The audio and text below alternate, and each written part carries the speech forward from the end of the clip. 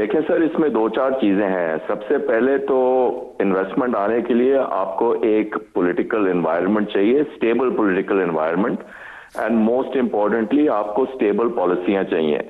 Foreign investor जो होते हैं जी, उनके पास बड़ी चॉइसेस होती हैं। वो 100 मुल्क में इन्वेस्ट कर सकते हैं और वो आते हैं पैसे बनाने। तो वो देखते हैं कि स्टेबल पॉलिसियां कहाँ हैं, कि प्रिडिक्टेबल कैश फ्लो कहाँ होंगे, प्रिडिक्टेबल प्रॉफिट कहाँ होंगे, डिविडेंड मुल्क से बाहर निकाल सकेंगे, करेंसी रिस्क ज्यादा नहीं होगा, पॉलिटिकल रिस्क ज्यादा नहीं होगा। तो उन चीजों में जी अभी पाकिस्तान को काफी काम करना है। और this is the main reason जी कि यहाँ इन्वेस्टमेंट, फॉरेन डायरेक्ट इन्वेस्टमेंट जो है वो लगभग $2 बिलियन की ऊपर नीचे थोड़ा बहुत इधर उधर है।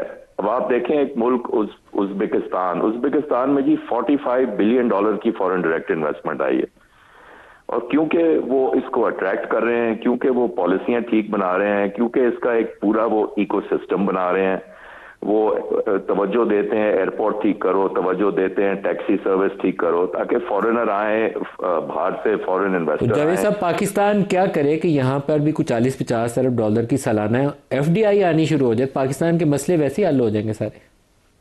जी बिल्कुल, बिल्कुल है जी। और लेकिन इसमें ये भी कहने की जरूरत है सर कि आपको फॉरेन डायरेक्ट इन्वेस्टमेंट भी चाहिए ना, वो प्रॉपर किस्म की फॉरेन डायरेक्ट इन्वेस्टमेंट चाहिए। जैसे आपने अभी माइनिंग पे बात की ना, ये बिल्कुल आपने पते की बात की है कि अब हम बात कर रहे हैं कि जी foreign direct investment, efficient foreign direct investment होनी चाहिए। इससे नौकरियां क्रिएट हों, इससे एक्सपोर्ट कैपेबिलिटीज बढ़े, इससे टेक्नोलॉजी ट्रांसफर हो, इससे मैनेजमेंट स्किल सेट ट्रांसफर हो।